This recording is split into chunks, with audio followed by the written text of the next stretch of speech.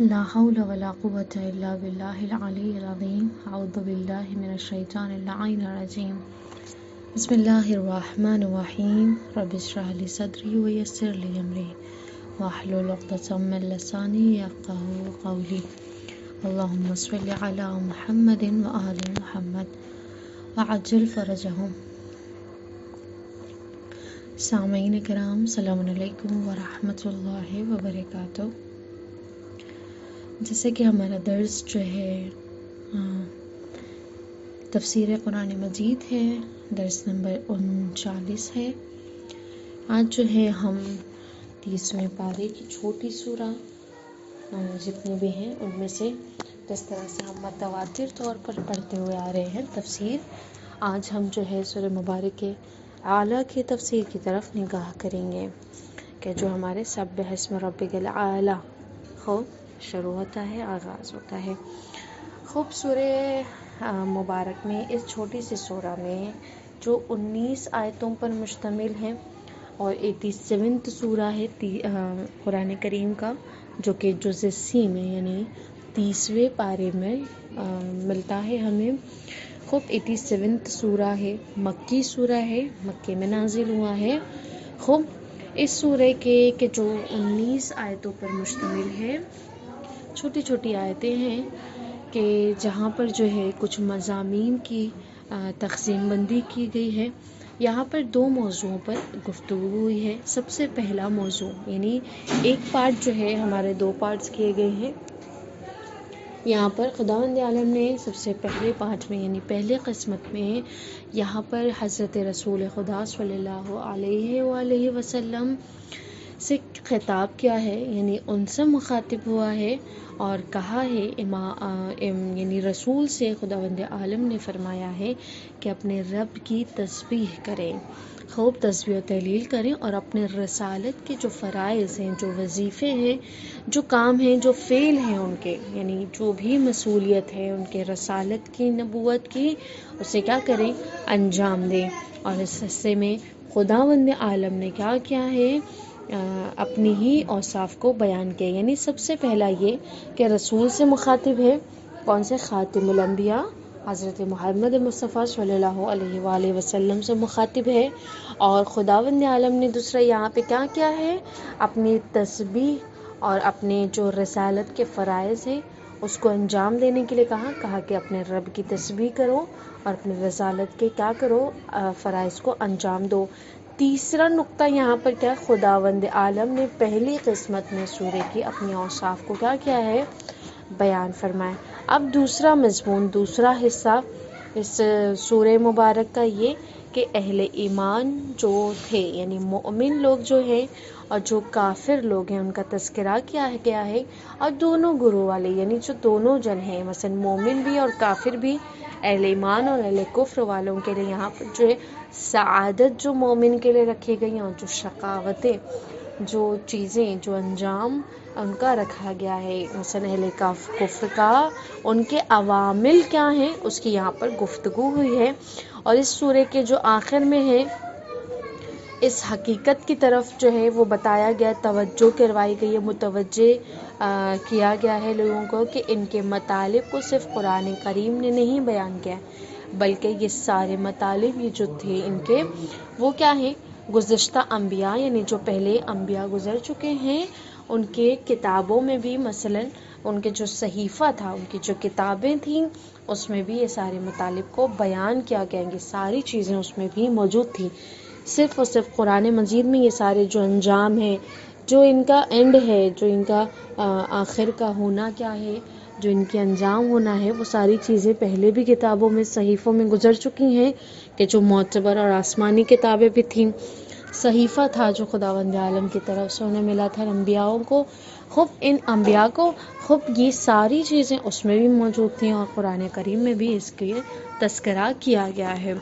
خوب یہ ہوئے 2 قسمت بندی سورہ اعلیٰ کی کہ جس کے مضمون 2 طریقے، مثلا پہلے حصے میں جو ہے وہ رسول سے خطاب کر کے ان کے رسالت کے فرائض وغیرہ کے لیے جو ہے بحث ہوئی ہے، اور دوسرے میں کیا ہے اہل ایمان و اہل کفر کے بارے میں بات ہوئی ہے. خوب، اب اس سورہ کی فضیلت کیا ہے؟ یہاں پر معصومین کی زبانی سے ہمیں کچھ ملتا ہے کہ جس طرح سے ہمارے رسول اکرم صلی اللہ علیہ وآلہ وسلم فرماتے ہیں کہ جو شخص سورہ اعلیٰ کی تلاوت کرتا ہے، جو اسے پڑھے گا تو خداوند عالم کیا کرے گا؟ اس حرف کے بدلے میں یعنی اس کا جو حرف ہے، سورہ اعلیٰ کا جتنے حرف ہیں اس کو کیا ہے؟ حضرت ابراہیم، حضرت موسیٰ اور حضرت محمد مصطفیٰ صلی اللہ علیہ وآلہ وسلم پر نازل کیا ہے.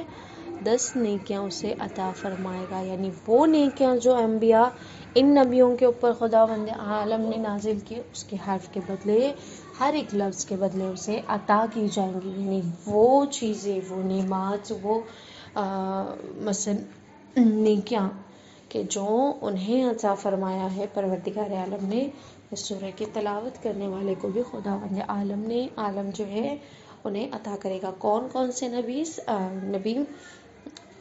حضرت ابراہیم علیہ السلام، حضرت محمد مصطفیٰ صلی اللہ علیہ وآلہ وسلم اور ہمارے حضرت موسیٰ علیہ السلام. یہ 3 نبیوں کی نیکی جو ہے خداوند عالم کیا کرتا ہے؟ سورہ اعلیٰ کی تلاوت کرنے والے شخص پر نازل فرماتا ہے. اب جو ہے از لسان امام علی علیہ السلام کے امامت میں مثلا ابی حنیفہ جو ہے ابن ابی حنیفہ فرماتے ہیں، مثلا ان سے ہے کہ انہوں نے کیا کیا؟ امام کی جو ہے امامت میں نمازیں پڑھی، تقریباً 20 راتیں نمازیں پڑھی، اور انہوں نے دیکھا کہ یعنی امام نے متواتر طور پر 20 راتوں میں جو نمازیں ادا کی اور جو جماعت پڑھوائی، ان سب میں سورہ اعلیٰ کی کیا کی؟ تلاوت کی رات کی نمازوں میں. جب یہ چیزیں جو ہے ابن ابی حنیفہ دیکھتے ہیں تو وہ اس کی فضیلت پوچھتے ہیں. امام نے کہا کہ تمہیں نہیں معلوم؟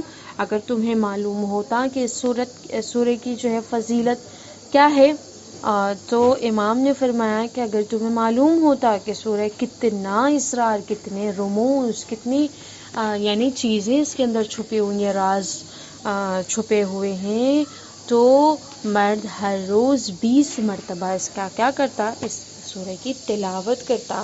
اور جس نے سورہ کو پڑھا گویا اس نے کیا ہے؟ صحف ابراہیم اور موسیٰ کی تلاوت کی ہے، یعنی یہ شرف اسے ملا ہے. خوب، اس کے بعد کیا ہے؟ ہمارے چھٹے امام جعفر صادق علیہ السلام فرماتے ہیں کہ ہمارے پیروکار مومن پر لازم ہے کہ اسے چاہیے کہ وہ شب جمعہ مثلا جمعے کی رات میں کیا کرے؟ سورہ اعلیٰ اور سورہ جمعہ کی کیا کرے؟ تلاوت کیا کرے. خوب، پھر آپ فرماتے ہیں کہ اپنے فریضے یعنی واجب نماز میں بھی اور اپنے مستحب نماز میں بھی جو کوئی سورہ اعلیٰ کی تلاوت کرے گا تو قیامت کے دن اس سے کہا جائے گا کہ جنت کے دروازے تمہارے لیے کھلے ہیں، جس بھی دروازے سے جانا چاہو اس میں تم داخل ہو سکتے ہو. جنت کے دروازے یعنی ہر دروازہ ایک دوسرے پر کیا ہے؟ ہر دروازہ دوسرے دروازے سے فضیلت رکھتا ہے. ہر دروازے کی ایک اپنی فضیلت ہے، ایک اپنی عظمت ہے، ایک اپنا مرتبہ ہے. خوب، تو ایسے شخص کی جس نے تلاوت کی، امام فرما رہے ہیں، امام صادق علیہ السلام فرما رہے ہیں کہ اس سے کہا جائے گا کہ تم کیا کرو؟ تمہیں اختیار ہے کہ تم کسی بھی جو ہے دروازے سے اپنی مرضی سے داخل ہو سکتے ہو. خوب، یہ اسے اپورچونٹی ایک طرح سے کہا جائے کہ صرف ایک چھوٹی سی سورہ کہ جو اتنی زیادہ فضیلتیں رکھتی ہیں، یہ چیزیں بھی اسے عطا ہوں گی. تو اس کے بعد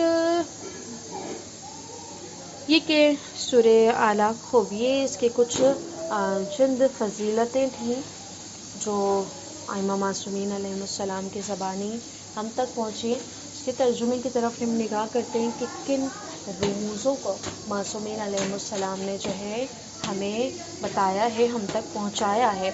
اس کے ترجمے کی طرف ہم نگاہ کرتے ہیں کہ خداوند عالم نے کیا چیزوں کو پنہان کیا، جو ہم نے موضوع میں اس کے پڑھا، جو مضامین میں اس کے پڑھا کہ خداوند عالم نے پہلے حصے میں کیا ارشاد فرمایا اور دوسرے حصے میں اس قرآن کی کون سی گفتگو کی ہے.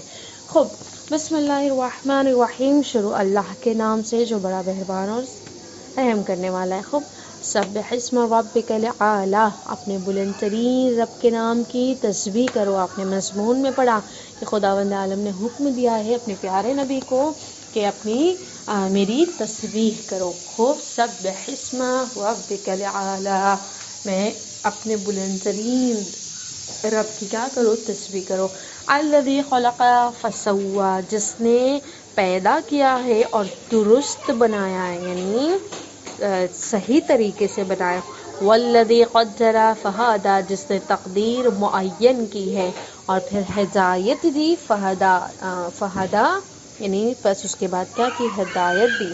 والذی اخرج المرعی، جس نے چارہ بنایا ہے۔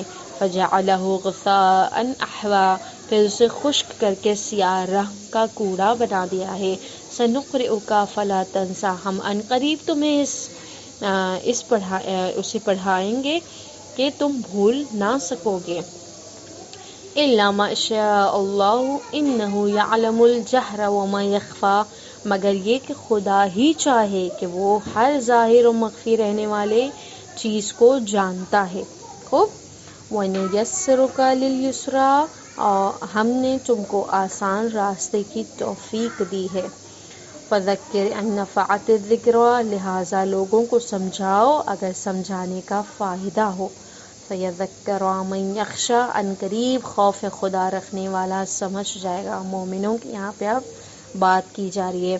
وَيَتَجَنَّبُهَا الْأَشْقَىٰ، اشقى، اور بدبخت اس سے کنارہ کشی کرے گا۔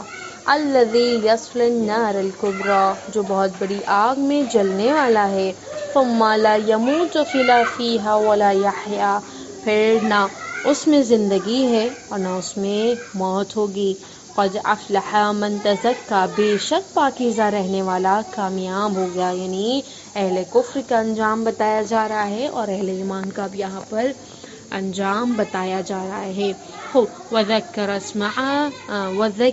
اسْمَ رَبِّهِ فَصَلَّىٰ، جس نے اپنے رب کے نام کی تسبیح کی اور پھر نمازیں پڑھیں۔ بل تؤثرون الحیات الدنیا، لیکن تم لوگ زندگانی دنیا کو مقدم رکھتے ہو، یعنی اپنی جو دنیا کی یہ جو ہماری مادی زندگی ہے اس کو مقدم رکھتے ہو۔ والآخرۃ خیر وابقیٰ، جبکہ آخرت بہتر ہے اور ہمیشہ رہنے والی چیز ہے، یعنی باقی رہنے والی ہے، جسے بقا ہمیشہ سے نصیب رہے گی۔ ان ھذا لفی صحف الاولی، یہ بات تمام پہلے صحیفوں میں بھی موجود ہیں۔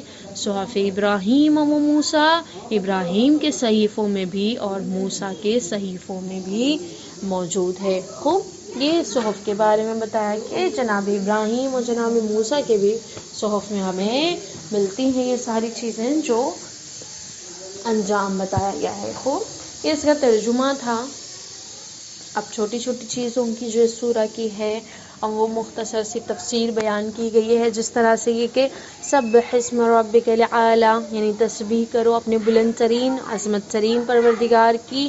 یہاں پہ امام علی علیہ السلام فرماتے ہیں کہ حضرت رسول اللہ صلی اللہ علیہ وآلہ وسلم اس سورے کو بہت زیادہ دوست رکھتے تھے، بہت زیادہ پسند کرتے تھے، اور جس نے سب سے پہلے سبحان رب العالی کہا وہ حضرت میکائیل تھے، یعنی جب سب سے پہلے جس نے تسبیح پروردگار کی تھی وہ کیا تھے؟ جناب میکائیل علیہ السلام تھے، کہ جس نے سب سے پہلی مرتبہ یہ کہا تھا کہ سبحان ربی العالی۔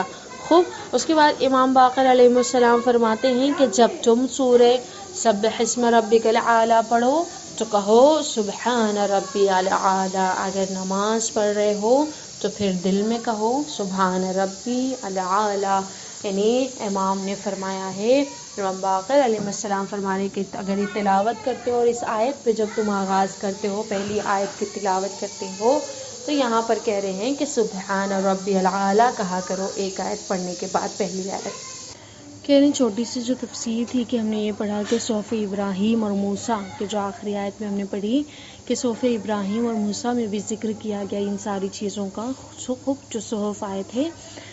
یہاں پہ یہ کہ جناب ابو ذر غفاری فرماتے ہیں کہ ایک دفعہ جو ہے میں مسجد نبوی میں جو ہے داخل ہوا، میں نے دیکھا کہ مثلا تاجدار نبوت، مثلا رسالت مآب حضرت محمد مصطفیٰ صلی اللہ علیہ وآلہ وسلم اکیلے وہاں تشریف فرما تھے.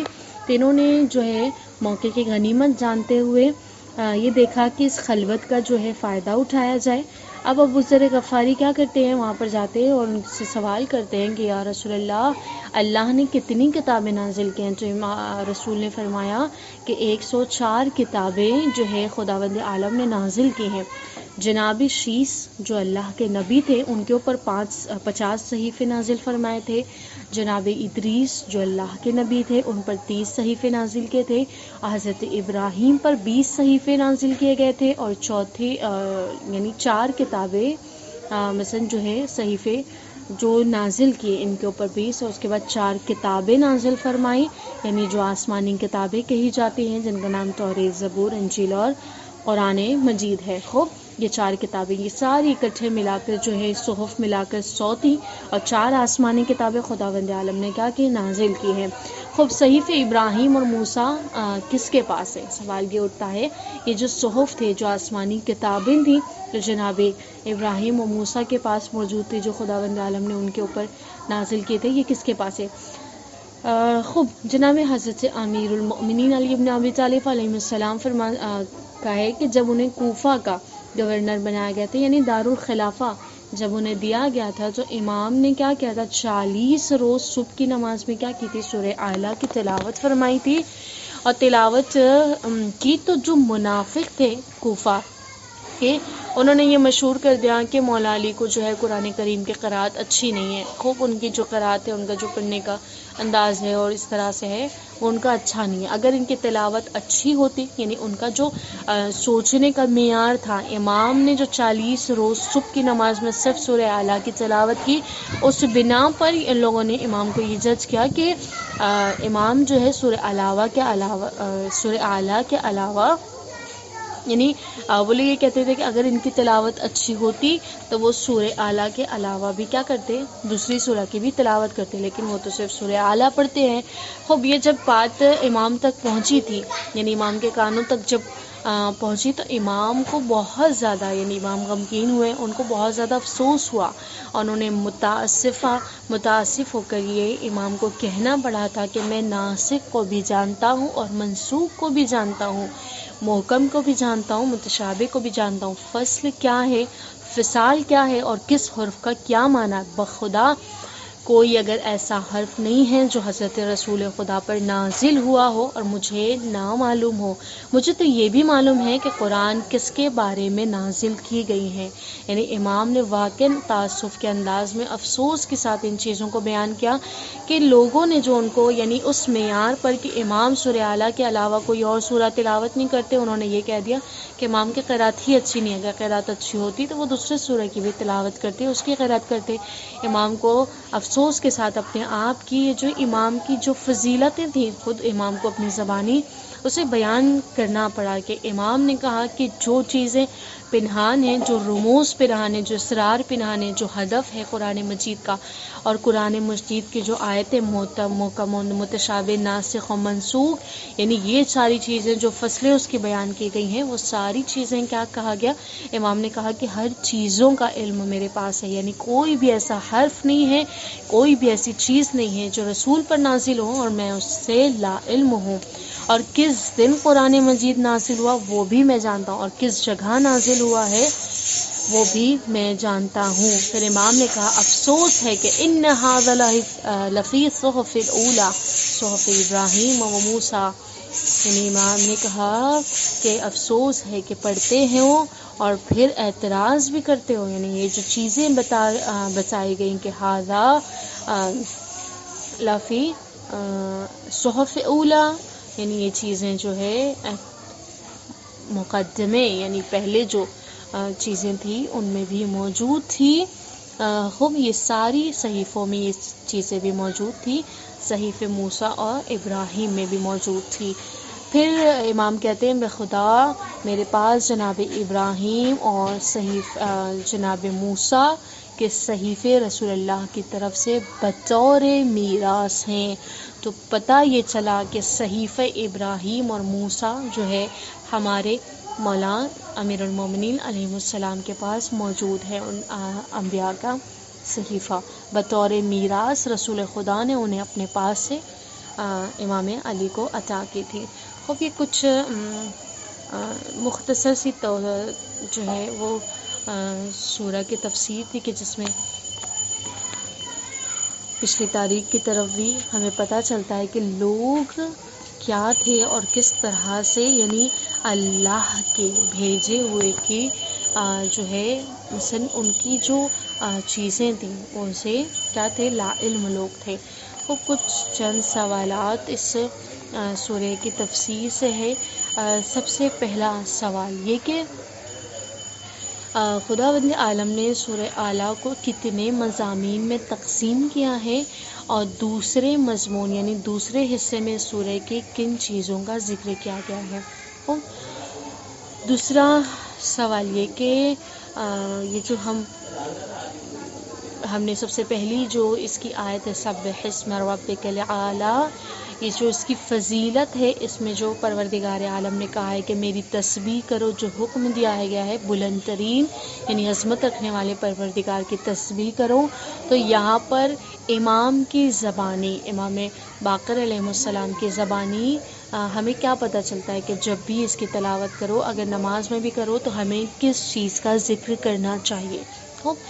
تیسرا سوال یہ کہ کتنے صحف نازل ہوئے ہیں، یعنی رسول خدا صلی اللہ علیہ وآلہ وسلم نے جو ابو ذر غفاری کو بیان کیا تھا بتایا تھا ان میں یعنی کتنی تعداد بیان کی گئی اور جو 4 کتابیں نازل کی گئی تھیں وہ کون کون سے تھیں.